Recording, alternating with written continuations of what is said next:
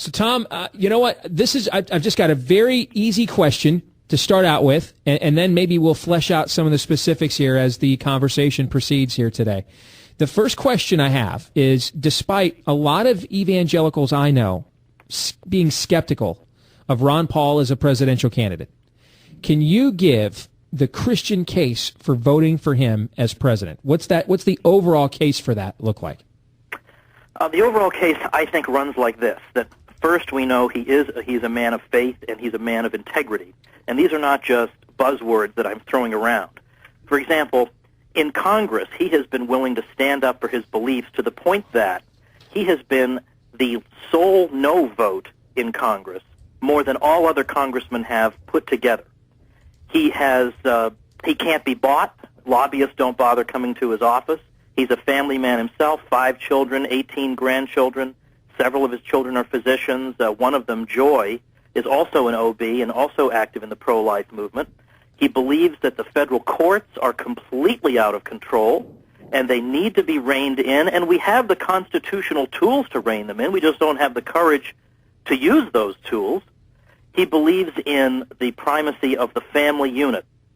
He believes that parents are the primary educators of their children. A lot of people give lip service to that, but you're not going to find any stronger supporter of homeschooling and private schools and tax credits for homeschoolers and private school families. He believes in honest money, that is, a money system where the government can't just print up all the money it wants to. Well, this principle is based on the biblical admonition regarding honest weights and measures, that God despises those who would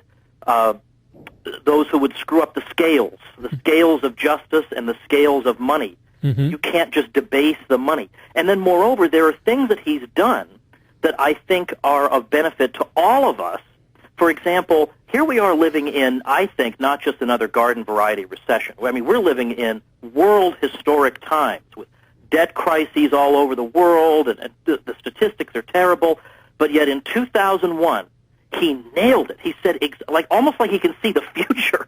He said in 2001 on the House floor, we've just seen internet stocks go boom and bust, and thanks to the Federal Reserve, we're now seeing real estate go boom, and that just as surely will go bust. Now, he saw that 7 years ahead of time, and Herman Cain, you and I are not big fans of him, 7 days before the crisis hit, he didn't. I hadn't heard that.